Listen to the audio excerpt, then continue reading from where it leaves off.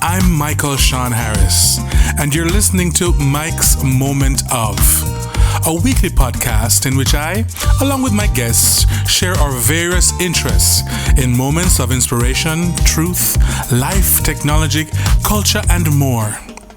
I hope you're entertained and informed, and that you feel inspired to join me again and again in my moments of.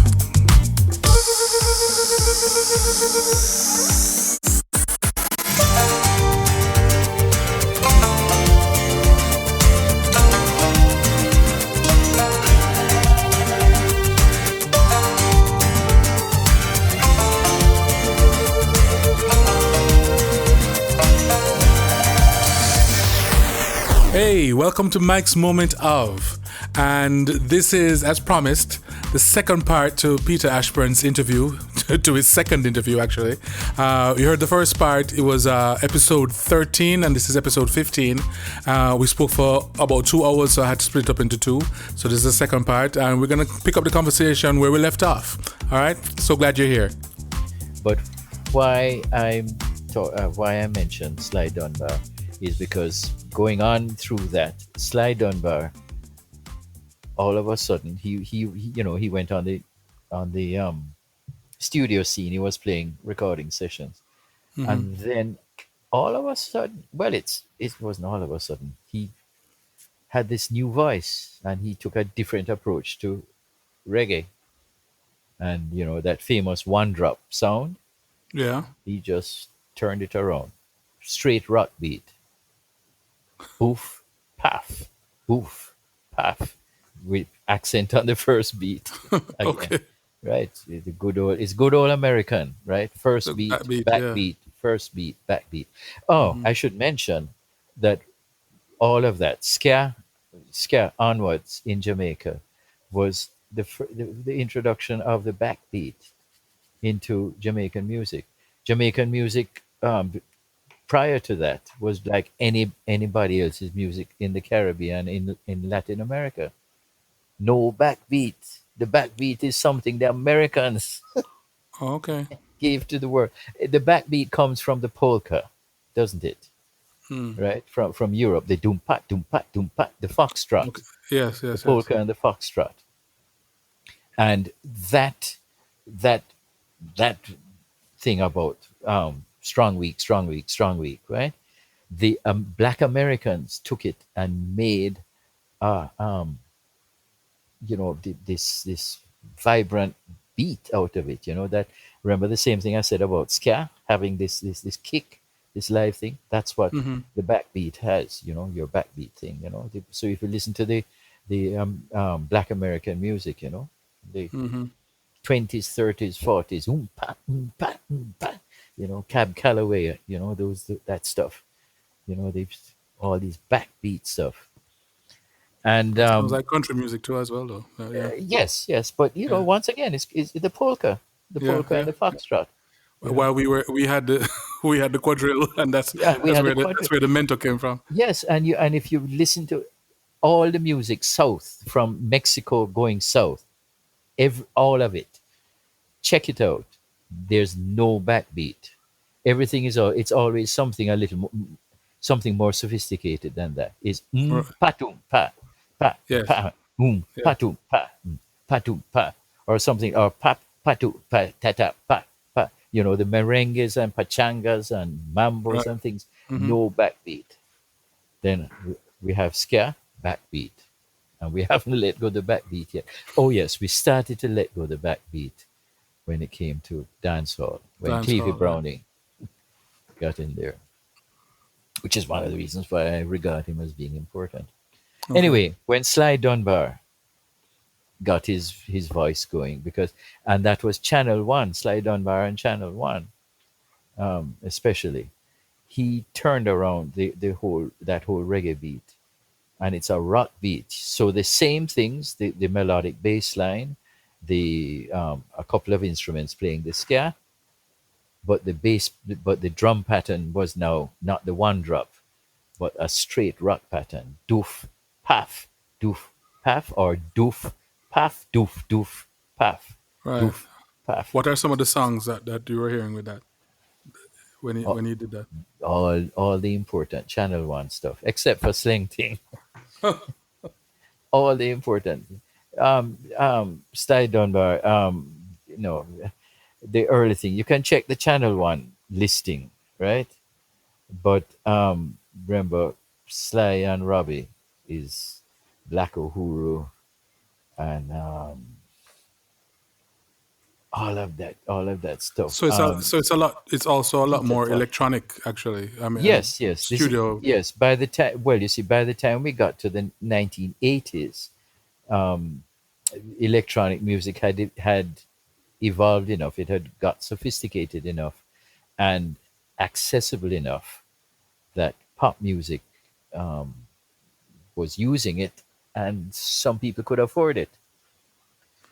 This is one thing, Jamaica was always, you'd always, Coxsone and Dynamic Sounds and Federal, they'd always be buying this equipment. I said this before, right? Right. Yeah. That they kept getting this equipment. So when the electronics um, revolution came, stuff was here. There was stuff, and people were experimenting.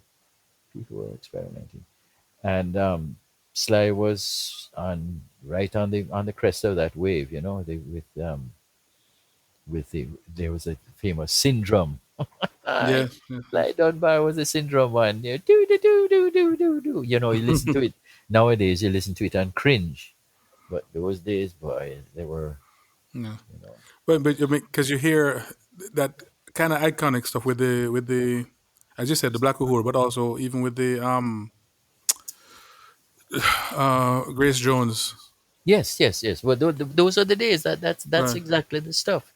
Yeah. That's exactly the stuff, right? And But I mean, that stuff is revered now. I mean, even though I mean, I think maybe at one point, not too long after it was popular, we cringe. But now we go back and go, listen to that man, that nicey. yeah, yeah. No, the thing is that I respect some of that stuff much more nowadays than I did then. Right. Yeah, yeah, it's another one of them. Yeah, here we go. Hmm. It sounded like the one before, but now I realize how revolutionary and how great it was. Yeah. Yeah. Um, and remember that by that time, though, Bob Marley and the Wailers it was starting to make an international appearance, Right. and as a lot of accounts have mentioned, when Chris Blackwell decided to promote Bob Marley, this type of stuff that Bob Marley was doing was already outdated. Hmm. What Bob Marley, the type of reggae that Bob Marley and Wailers were playing was end of the 1960s reggae. Right. End of the 1960s, sort of a cross between rocksteady and reggae. Hmm. And so it One was. I mean, one they were one doing drop ska as music. well too. I mean, weren't Yes, they? yes, and you every now and then you'd have well, the nice thing about Jamaicans is that you could never accuse Jamaicans of being strong on tradition. So when Jamaicans decide to do a tune, they will grab from any place they feel like. They don't have any reverence for anything. They will use it. So Wailers will do a tune, and it will be a scat tune. And then the Hmm. next tune they do will be more like a rock steady tune. And the next thing is, a reggae tune. And the thing is that it was good music. It was well done Jamaican popular music. And it was also getting appreciated internationally. So Okay. it had an influence on what was going on in Jamaica, even though sort of in the back of everybody's head is that this is kind slightly old, Right. but But did it became its own thing, its own identity, and I guess it and this was what the world called reggae, so we couldn't ignore it. right. But We didn't they couldn't. re-record some of like Bob Yes, Marley and yes, the Wailers? They re-record it slower, more like the quote unquote reggae with the rock and the R&B Yes, things added. there was a definite um, a sort of readjustment of some things to to to try and go for the market. I read somewhere where they put I3 together. They put together, Judy and Marcia and Rita. and Rita together Mhm. to um to try and appeal to the Black Americans, because Okay. Black American acts, would go on with a three voice female backup group. Okay. That's why they were added. Okay. Um, well, on the other hand, it was also substituting for Bonnie Whaler and Peter Tosh, All right. because Right. and they would do that, but that sort of sound, the male falsetto Mm-hmm. was not what was it was inferior to having the three females, Okay. with that sort Okay. of gospelish sound. Mm-hmm. Mm-hmm. So things like that happen, and they instead of having that constant plucking guitar that you find in the reggae tunes, the rock steady tunes and the reggae tunes and things, you still find it today. It's a feature. It either tracks the bass guitar, the bass line, or Right. it does something, you know, something in that region, or something of that type. Instead of doing that, they got a guy to play a blues guitar. They Mm-hmm. got Al, you know, to play a sort of something in the BB Kingish sort of thing. And Okay. these were all efforts to sell Bob Marley to um, the Black Americans, which is so interesting. Like I said, when Bob Marley would come through in Boston, I was at college, in college Mm-hmm. at the time. I would go and see them, and what is it?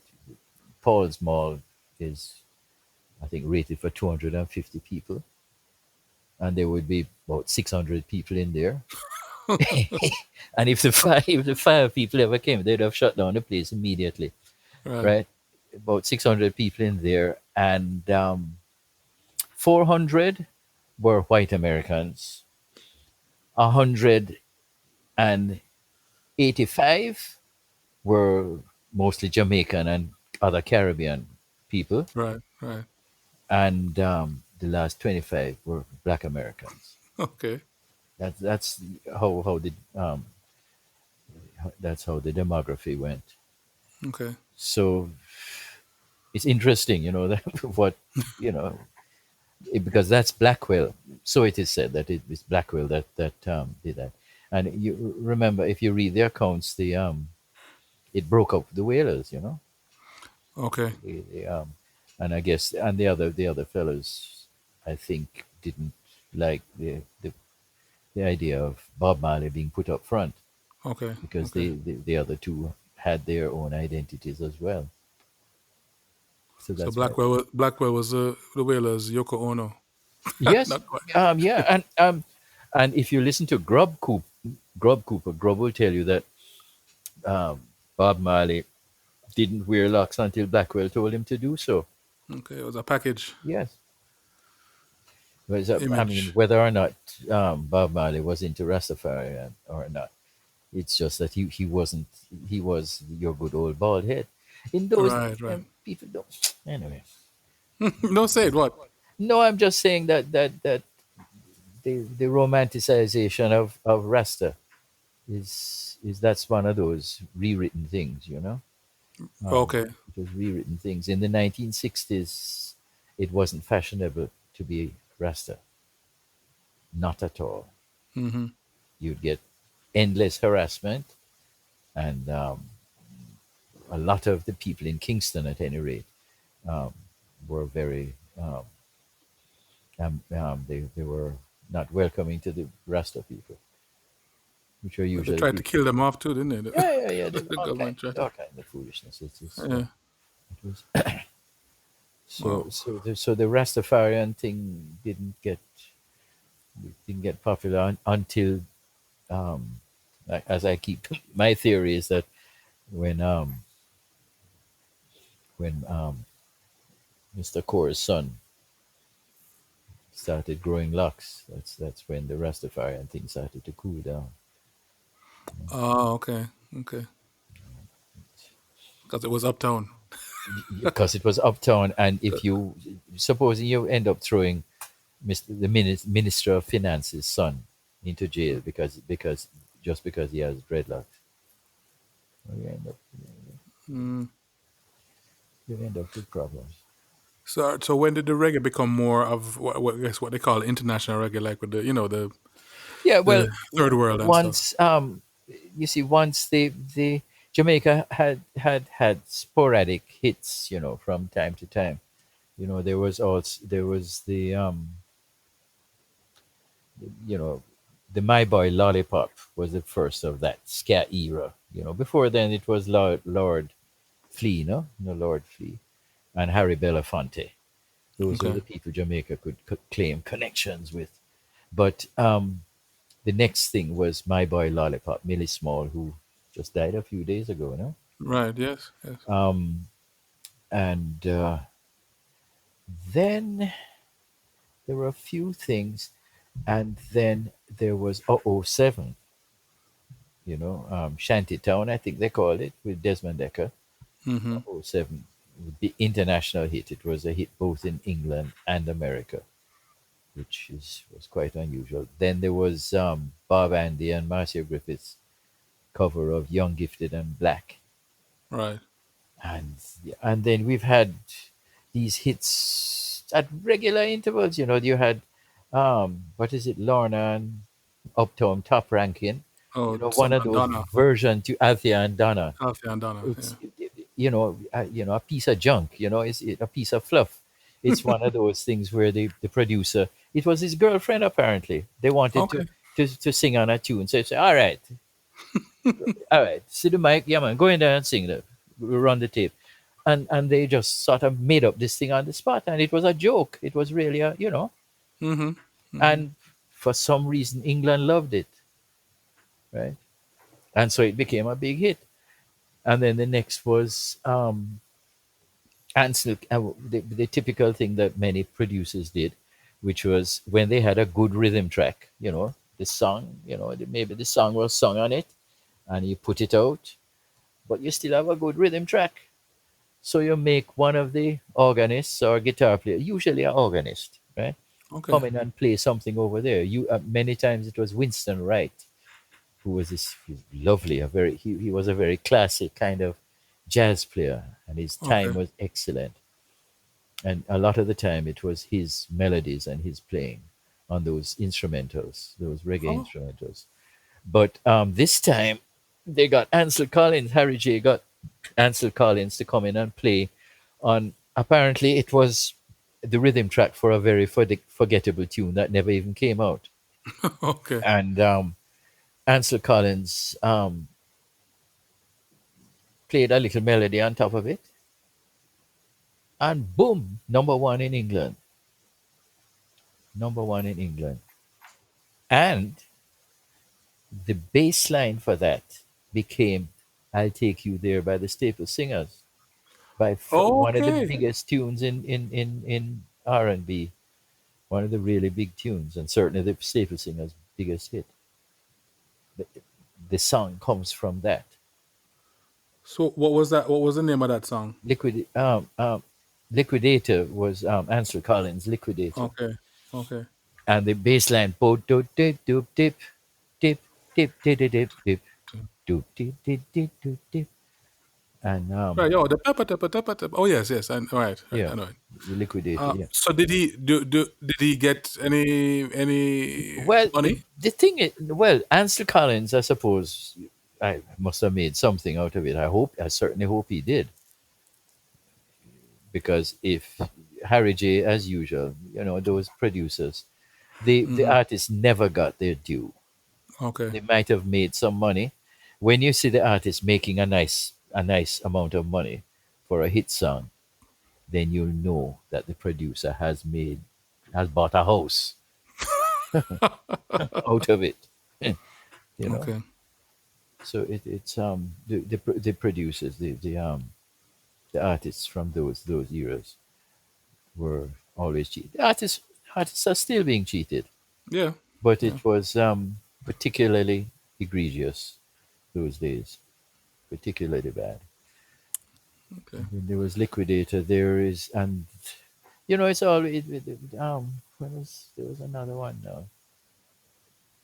Remember you too girly girly, Yes. right? So at regular intervals, these little Jamaican tunes used to end up on the charts. Well, nowadays, of course, this is a different era.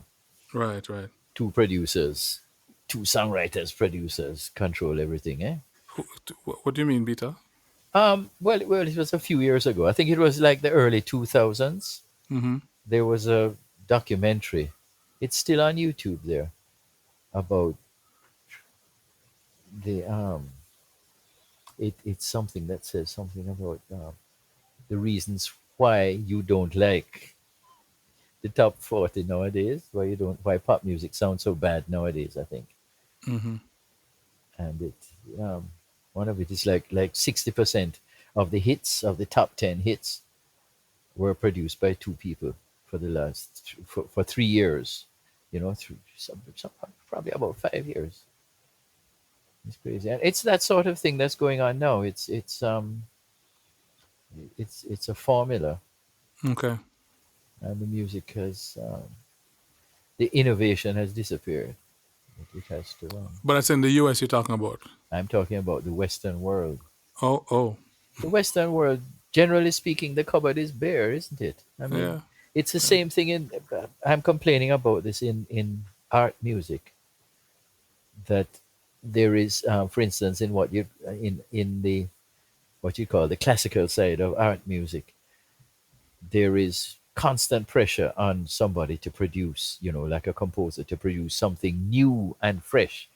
Right. You if you do something that contains stuff that's going on now or stuff that comes from the last century, then it's derived, therefore it's worthless. So it must be new and cutting edge. So what has happened is that as a result of this, everybody's coming out with this bizarre stuff, Right. just this bizarre, and it's, my complaint is, I say, 20 minutes of bubble and squeak. Right. Right. Right. You know, But I find that's kind of different though with the pop music though. It's like everybody's trying to recreate what's been done before. They're trying to still feel to still do the formula it, to and try and call it new, but it's not new because it's a formula. you mean, well, it is just some people. Some people are doing. There's always somebody that's recreating the 1960s or 1970s. Where wasn't that what Bruno Mars was up to?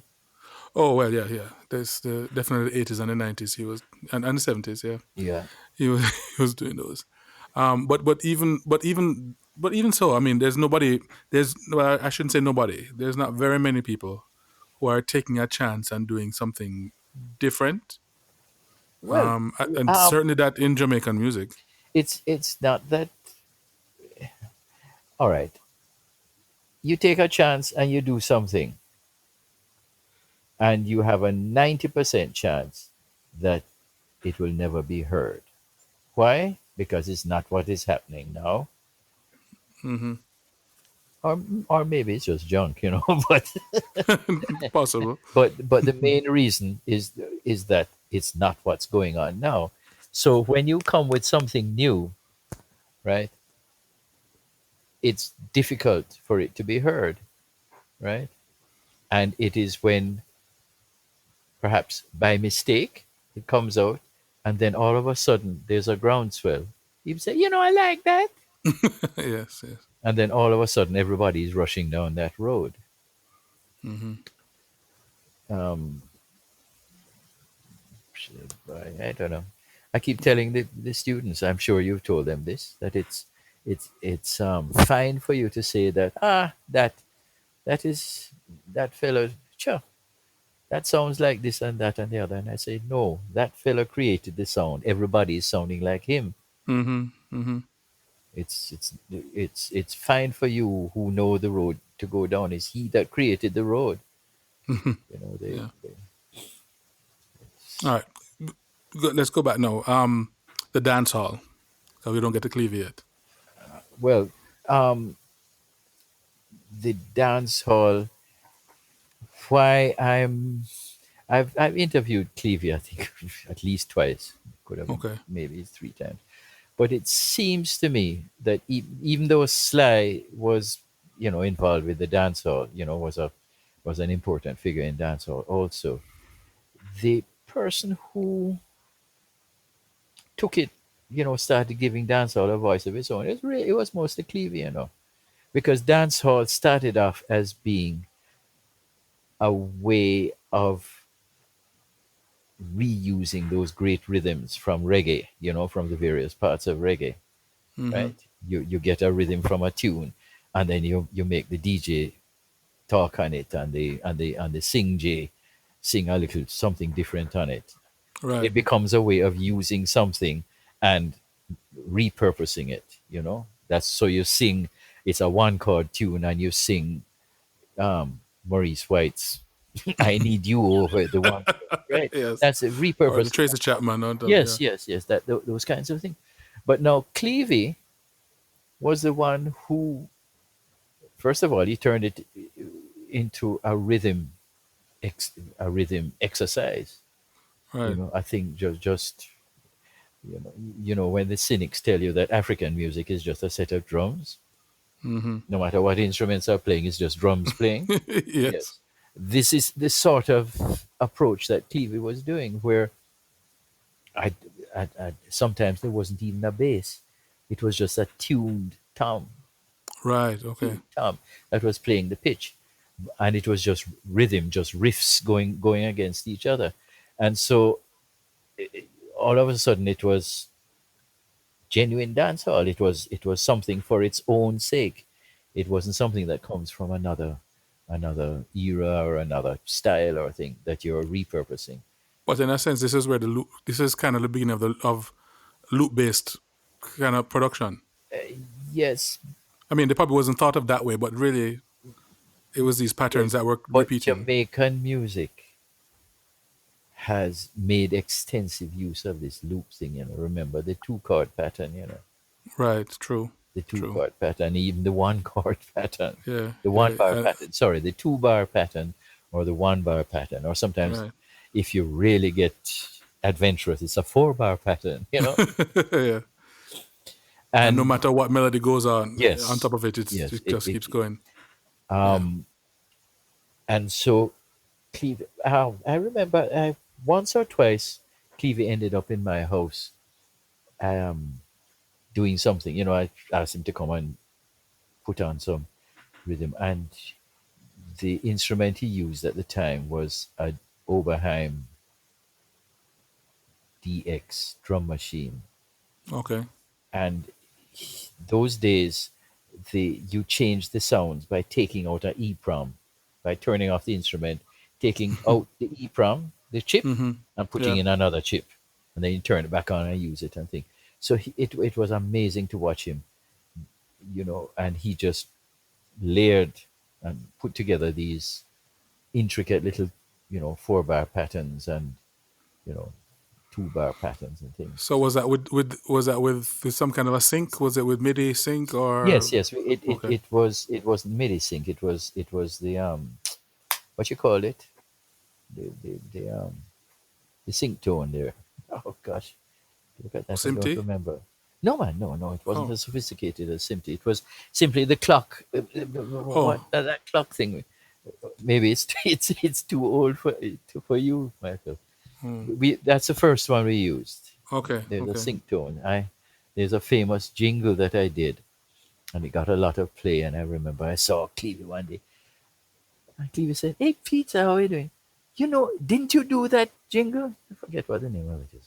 I said, "Yes, I did it." Um, and he said, um, um, and he was embarrassed to ask. He says, um, "Why do I hear a sync tone?" I said, okay, you heard it. It would take somebody like you to hear it. Yeah. It was the sync tone was bleeding across. I think I was using Okay. an 8-track machine those days, and so I couldn't spare to. What you do in those things is you leave a track empty, the track beside the sync tone Right. track or the SIMTID track, you leave that track So don't bare bleed so over. it doesn't Hmm. bleed. Right. But you couldn't I couldn't afford to, Okay. and it Okay. was just, or it must have come up on the reverb bus or something like that. One of those things, Right. and he heard it. Those days we do those things. But But anyway, who? Clevie is the Mhm. one. For instance, you see that there's a generic dance hall rhythm. Right. Boop boop Boop. pop boop Right. boop Boop. tip doop Hmm. doop tip doop. All right. First of all, that rhythm, dap dap dap dap dap dap dap dap dap. That is, like I say, from Mexico to what you call the place at the bottom of Argentina there, Patagonia. no, the bottom of Argentina with all the bad weather. Well, anyway, the point is Yeah. that Hmm. rhythm, you find that rhythm in almost every culture. Yes. It's, Yes. Yes. yeah, doop doop doop doop doop doop doop doop. That rhythm is there. No, Clevie took that rhythm and his distribution to turn it into low, low, high, low, low, high. Okay. That's his idea to turn it into not. You see, it can be done. For instance, a lot of the times I hear, South American, some of the South American music is cock, kick, cock, Right. kick, Right. or Yeah. Hmm. or kick, cock, kick, right? Now dancehall, it's low, low, high, it's doop, doop, pat, doop, right? Now that is Cleave's creation, and that has become in many ways the kernel, the basic kernel of dancehall. Right. Even though nowadays there's different things going on, different, and he that mod the thing that you call modern dancehall, it's almost single-handedly Cleaver Brownie. Okay. Everybody follows after him, after his ideas, But and he told me in the one of my interviews, the reason why you get all these, things in there is boredom. He said he was bored with putting out this ka. And he said he was bored, of going to recording session after recording session, doing the same thing. So he started putting other stuff in there. And really? everybody left him alone. Yes, yeah. And Okay. nobody told him he couldn't do it. Yeah. That's a good sort of confluence, because Cleavy's ideas were flowing at a time when people would let him let his ideas flow, because Right. sometimes people turn up with good ideas, and the And they ideas are shut them down. rejected. Yes, Yeah. yeah. Mm. So it Yeah. was happy accidents. Eh? I mean, that Lolo high, Yes. has gone on now. I mean, from the Murder She Wrote became reggaeton, Reggaeton. Yes, and reggaeton. then became, even though other people, electronic musician people have a different timeline and different thing. It became Mumbaton as well, which is a different thing. But reggaeton, but it's the You- same. It's the same beat. It's a boop boop ba boop boop ba. really. So I was very interested because I know that a number of years ago, when was it? In the at the 2000s, some I was part of a discussion of musicians, and we were some of the old guys, were saying, that they were saying that dance hall will never be as successful as reggae. I tend to agree with that. I tended to agree with that, but my reason was that I'm suspicious of a type of music that leaves out one of the cornerstones, one of the main components. They take out the pitch component. The pitch component becomes, you know, relatively unimportant. mhm. And I am suspicious if you remove that from music, can it stand up for very long? That's what But I'm saying. why do you say the pitch component is removed?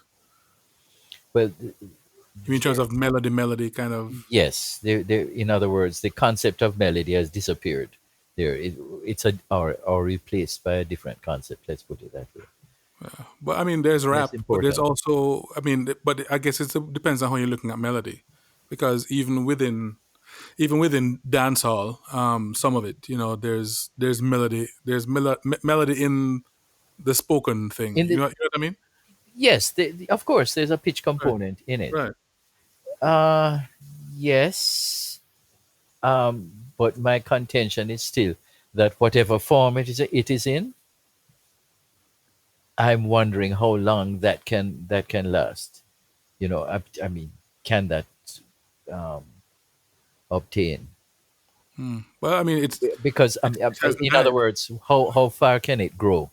Yeah, yeah. Well, I guess it depends on the chances, because I guess and again, I'm going back to rap. People were saying that about rap when rap came on the scene as well, No, no, no. and hip hop and The rap. rejection of rap as a form, because it first of all, that was the rejection was a mixed up thing. That had all sorts of biases in there, Mi- Right. Yes. right? It's But from America. yes, yes. But so we have to be understand some of that.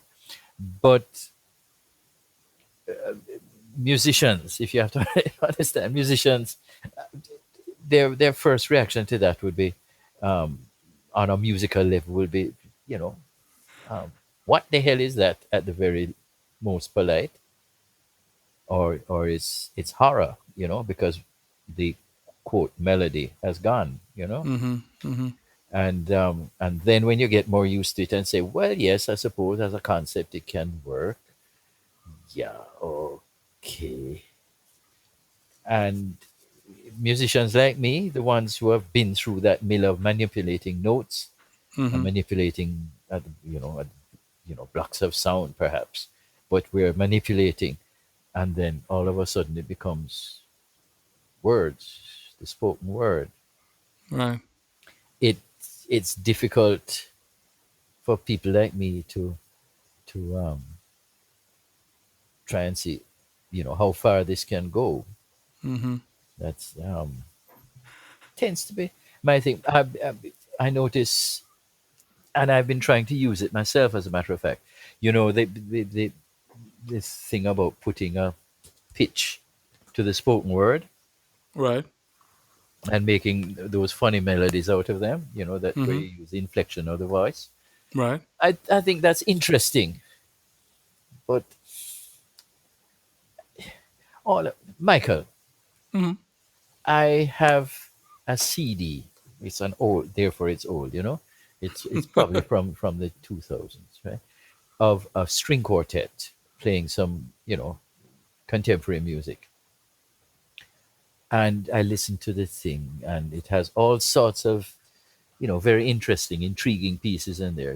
There's one that starts off like a late romantic, a neo romantic piece, Mm-hmm. and then about a minute into it, one of the instruments just goes a slide, yeah, Mm-hmm.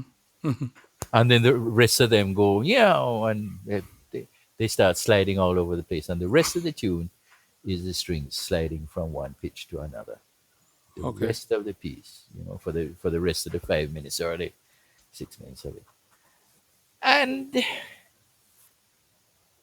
intellectually, it's interesting. You're trying a Mm-hmm. thing, but I don't want to listen to that for 20 minutes.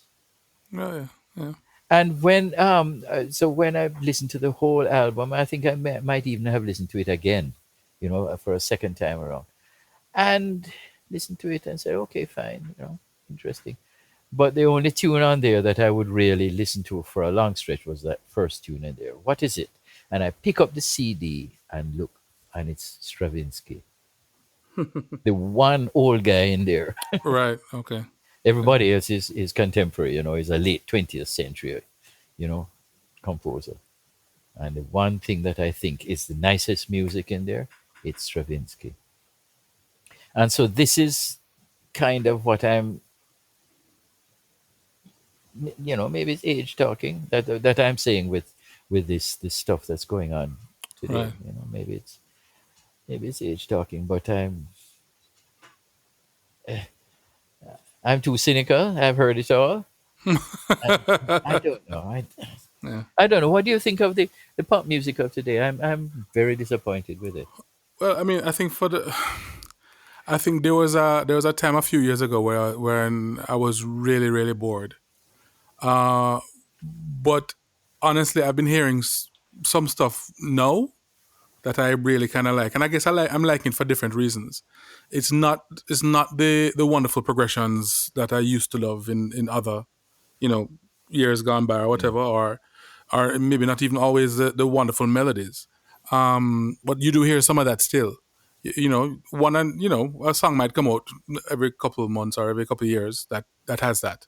Every couple of But years is more like it. yeah, Yeah. every couple of years. But similar to with the dancehall, I think what I really appreciate with the dancehall stuff and with a lot of the pop music is the production. And I guess because I'm a technology person, music synth and stuff. So I'm appreciating the production quality, and I'm appreciating the textures that they have come up with, and the even the arrangements. Um, Sometimes there's other aspects of it that will let me down, but there's other things that I do appreciate, that I'm listening for, that are like candy, I guess, to my ears in some way. Um, and it's unfortunate that sometimes the melodies have been reduced to a Cliches. span of, yeah, a cliche. But I mean, but cliche is a cliche, can work, but it works. But it's not even so much the cliches that is that they've reduced it down to like a 5 note range, Hmm. if so much. And it's like you sometimes you can hear in the songs where it could develop into something wonderful, and it just doesn't go there. It says, yeah, I'm gonna go there, I'm gonna go, and Michael, nope, I'm not. Michael, you're saying what I'm saying, what basically I'm saying, but you're far more polite than I, right? I just say it's crap, right?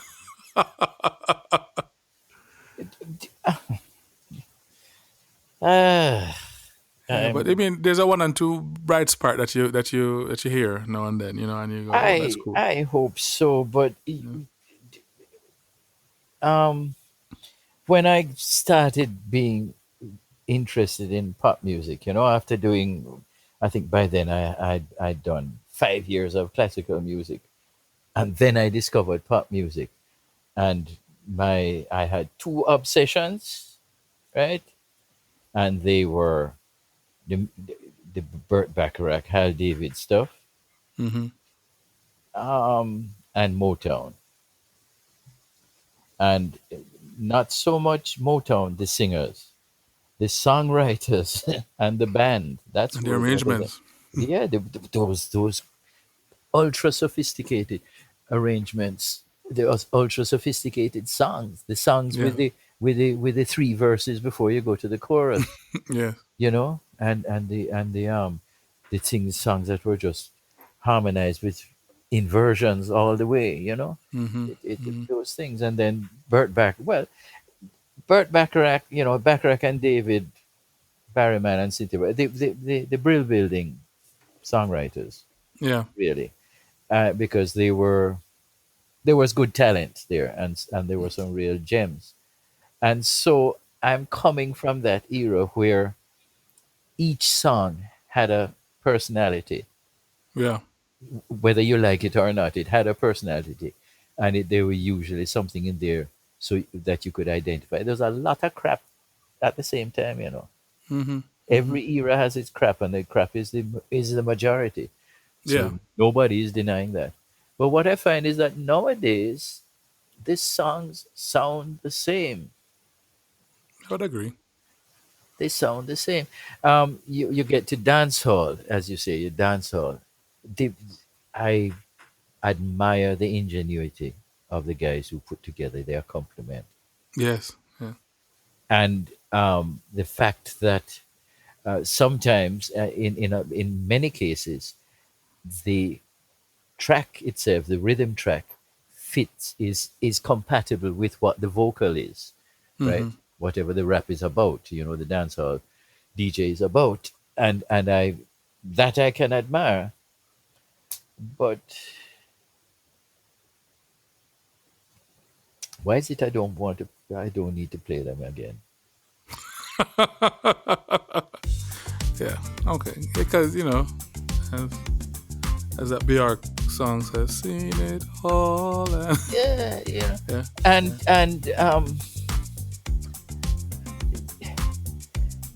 maybe what we're supposed to do is be bizarre,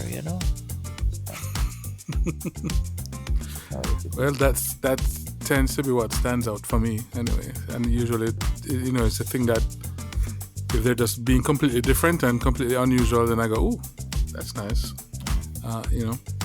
So that's why I don't really get the fascination of trying to do what everybody else is doing. But hey, anyway, Peter, we've been talking for a while. I know what I'm saying. I know you're just waking up.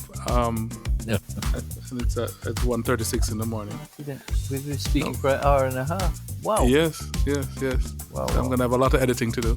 Yes, because most of it is crap. Most of it is rubbish. It's just, it's just an old guy and a bitter old guy.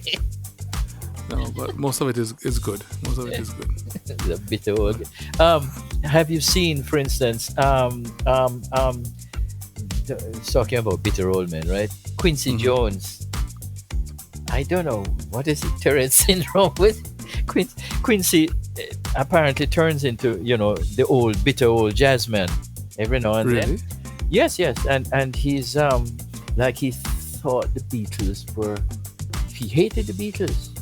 Really? Yeah, man, he thought there are a bunch of things and they're a disgrace and they shouldn't be calling themselves musicians. Read it up. Okay. And it's his daughters. You have to pull that back.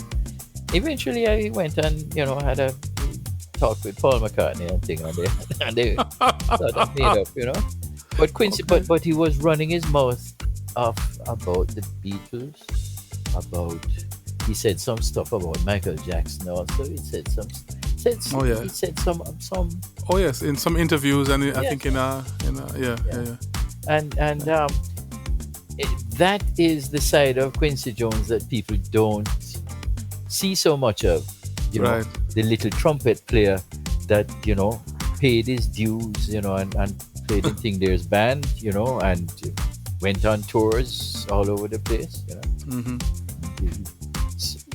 So which is the old jazz man, the old road warrior, Right. thing, and those guys are.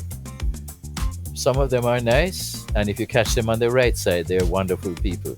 And if you catch them on the wrong side, they're bitter old men that are miserable and they're real assholes sometimes. And it's interesting how Quincy still has that in there, Yeah, but I think he's at this age now where he just doesn't care. If he don't care, just drop his jaw. As they say, he's spilling the tea. He's letting out everybody's business. Yeah. But yeah.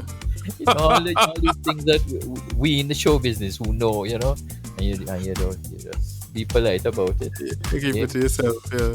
But it's like, is we that a discuss microphone? it amongst ourselves, These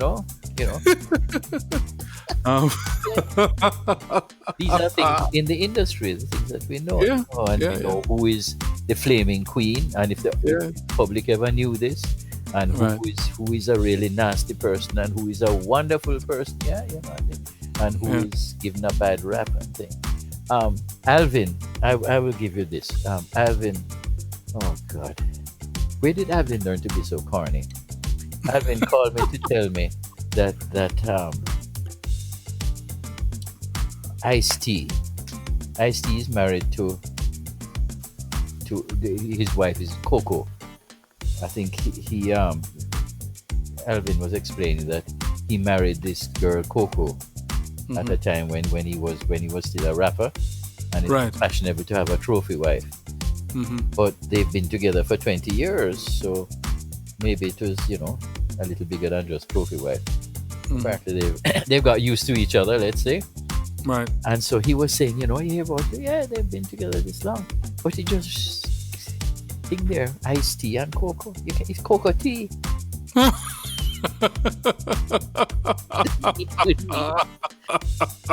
All you can do is just go, Groan. Yeah. And the damn fool had the temerity to laugh. Cocoa tea. I can hear Alvin telling that story. Oh boy. Yeah, man, Peter. All right. Anyway, all right. Thank you, sir. All right. Again. We talk Yeah, soon. man. Okay. All right, Peter. Thanks. Yeah.